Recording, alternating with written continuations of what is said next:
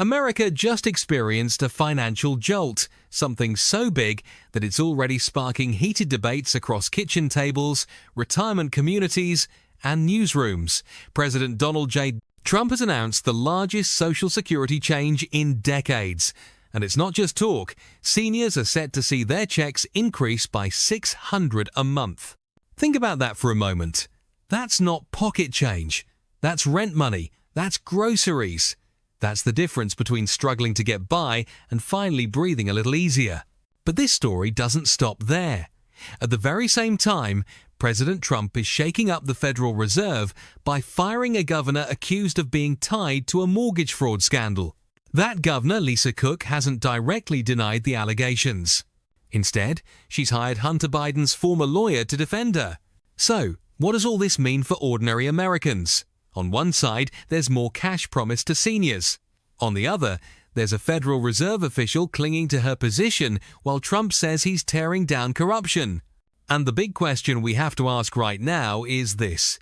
Is this the lifeline seniors have been waiting for, or is it the kind of risky expansion that critics warn could bankrupt the system altogether? We're heading into some serious political and financial fireworks. Let's break it all down. The headline everyone's talking about. Let's start with the Social Security Expansion Act. This isn't campaign talk. It's not an idea floating around waiting to die in committee. This is a real bill moving forward in the 119th Congress under Trump's leadership. And the centerpiece of that bill is massive. See, $600 per month in extra benefits for lower-income seniors. Huller, E2. Not a one-time check, this is every month. ARM. If you're someone getting around 10 or 1200 in Social Security right now, this plan would push you closer to 1900 a month. That's enough to cover rent, buy food, pay for medications, and live with a bit more dignity. The way this is structured is tied directly to 125% of the federal poverty line. So if you're under that level, the increase would pull you above it. Millions of seniors could finally escape the official label of living in poverty. Sounds incredible, right? But here's the issue that has critics raising red flags. Every dollar going out has to come from somewhere, and Social Security's trust fund is already under pressure. Adding $600 a month per person, adding $200 a year multiplied across millions represents a massive financial commitment. So we come back to that fundamental question, is this relief or is it a ticking time bomb? The poverty debate. Let's put some numbers on this. A senior earning $12,000 a year right now would jump up to nearly $19,000 under Trump's plan. On paper, that means they are no longer in poverty. That sounds like a rescue story, but critics argue that permanently tying Social Security benefits to the poverty line means the program will automatically expand every time inflation adjustments are made. In other words, it can only grow bigger. It doesn't shrink. For Trump supporters, that's a feature, not a bug. They say it locks in protections and guarantees dignity for older Americans. For opponents, it's a recipe for insolvency that could push the system over the edge sooner than expected. So again, we have a dividing line: lifeline versus collapse, relief versus bankruptcy. The across-the-board raise. But the $600 boost for low-income seniors isn't the only part of Trump's plan. There's also an across-the-board raise for everyone on Social Security or disability. Every recipient, regardless of income, would get an extra $200 a month. That's $400 a year. At a time when inflation is eating away at modest cost of living adjustments and Medicare premiums keep rising, an extra $200 sounds like a real win. Many people have already felt the frustration of COLA increases that added maybe $50 a month, only to see $30 taken back in higher Medicare premiums. That left just $20 extra, which doesn't make a real difference. This, Trump argues, is different. It's cash in hand before it gets chipped away.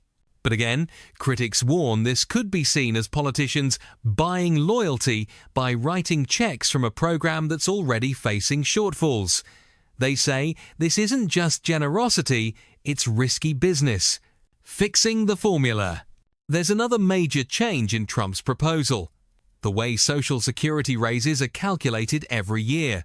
Right now, benefits are tied to a formula that tracks spending patterns of urban wage earners and clerical workers, basically. Younger workers who spend money on things like electronics and gadgets. That doesn't reflect seniors' reality. For example, the 2026 projected cost of living adjustment is only 2.7%, while Medicare Part B premiums are expected to rise by 11%. That means the small raise gets swallowed up instantly by medical costs. Trump's plan would scrap that outdated formula and instead tie raises to the Consumer Price Index for the elderly, CPIE. That index measures what seniors actually spend money on healthcare, prescriptions, housing, and other essentials. For seniors, this feels like long overdue justice. For critics, it's another expansion that could drive Social Security's costs even higher and force future tax hikes. Paying for it. Now comes the tough part. How do you pay for all of this? The Social Security Trust Fund is already on track to face major cuts by 2032 if nothing changes.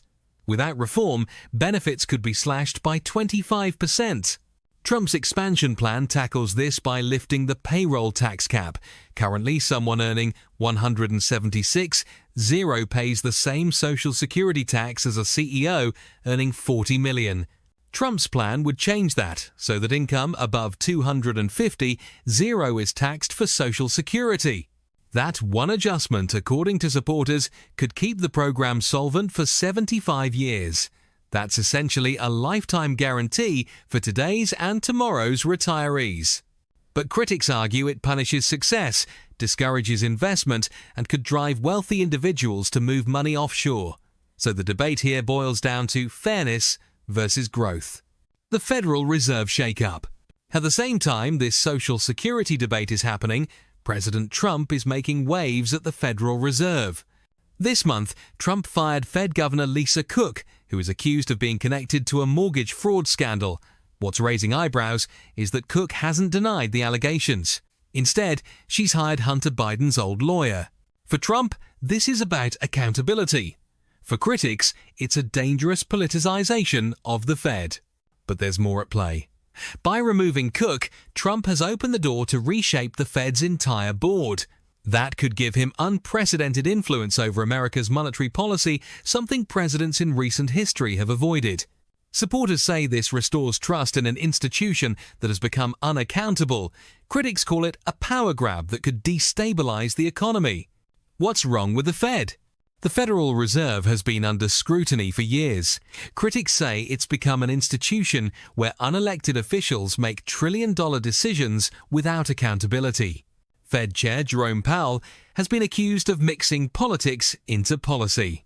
Instead of focusing strictly on inflation and employment, the Fed's core mission, he's been criticized for inserting climate change rules, diversity mandates, and rate cuts that seemed politically timed. For many Americans, that feels like gamesmanship rather than independence. And that's why Trump's allies say this shakeup is necessary. They believe trust at the Fed must be earned, not assumed. Trump's next move. With Cook out, Trump now has a chance to influence who will succeed Powell when his term ends. Names like Michelle Bowman and Christopher Waller are already being discussed, and insiders say 11 candidates are being vetted. Interviews are set to begin after Labor Day, with a shortlist reaching Trump by the fall. Trump has made it clear he wants a Fed chair who will bring the institution back to its core mission: sound money, fiscal discipline, and strong regulation. But opponents say this is about consolidating power for Trump's America First agenda. The bigger picture. So where does this leave us? On one side, Trump is promising more money for seniors, $600 a month for low-income retirees and $200 across the board for everyone else, while rewriting the rules so benefits reflect real costs. For his supporters, that's fighting for ordinary Americans. On the other side, Trump is cleaning house at the Federal Reserve, signaling that the era of untouchable central bankers is over. Together, these moves add up to what many are calling Trump's money war. Social Security on one side, the Federal Reserve on the other, with Trump positioned at the center of both battles. The final question. So, is Trump the leader who finally lifts seniors out of poverty and restores trust in America's financial system? Or is he pushing the country into a risky experiment that could end in financial chaos? The facts are simple. Domain. The 600 monthly checks are real. My team, I dead. The 200 raises are real. Loman. End of chapter. The firing of Lisa Cook is real. Ein too. Lam. And the stakes could not be higher. All. Now it's up to Americans to decide whether this is bold leadership or reckless gambling with the nation's future. So, what do you think? Relief or a ticking time bomb?